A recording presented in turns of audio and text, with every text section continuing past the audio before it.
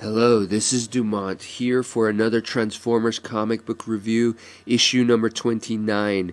A glance look at the cover. I thought this was going to be about the Sharkticons, and therefore it takes place in Cybertron, so I was really excited about that. I was totally wrong. If you look closely, these small evil robots are way too small to be Sharkticons. So this whole issue kind of threw me off. The story was totally unexpected. So we start off with some type of meteorite crashing onto Earth, and then from there, a robot that seems to be in severe pain is like trying to move or trying to escape or whatever.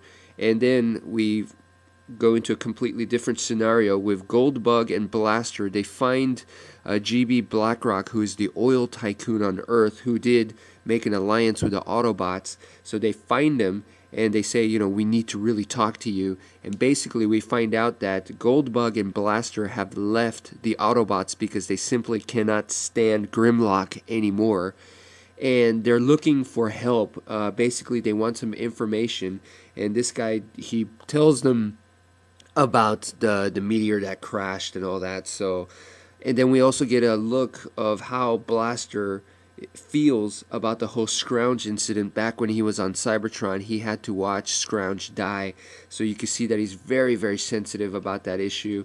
So moving along, we have we go to Cybertron for a brief moment where Ratbat is, the energy expenditure agent, and he sent a freight to Earth, the one that crashed at the beginning of this story, and they lost contact. So he's very concerned about that. So he's going to send 3 Decepticons over there to, make sure that everything is cool.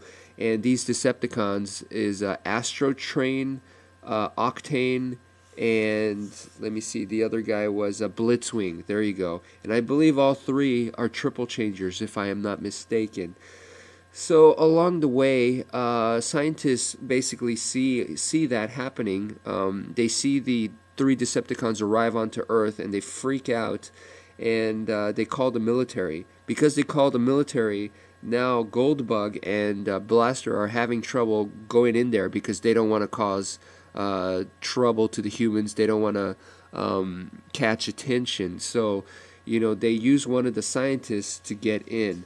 At this point, the little creature things we find out is actually like an extremely deadly disease that all the Transformers fear, and it's fatal. If you catch this thing, it spreads and you die. So basically they look like bolts, screws, like little scrap parts, and they attach onto you. Like if you're a Transformer, they attach onto you, and then they start multiplying so it's like you have this major skin disease if you're a Transformer. So you'll have like screws and stuff sticking out, and it just keeps increasing, and somehow they're like parasites, or they're eating up on you, but they do describe it as just like a virus type of thing or a disease. And they mention a cure, that there was actually a cure, but they make it also seem like that was a very difficult and rare thing to come by. So anyway, Blaster gets infected. The 3 triple changers are totally infected, so they're all weakened and they're fighting each other. And Goldbug and this scientist dude, Mr. Fong, Fong is like, hey, let's get out of here, Goldbug. I got one of these guys, and I can like take it to my lab and do some research. We got to find the cure.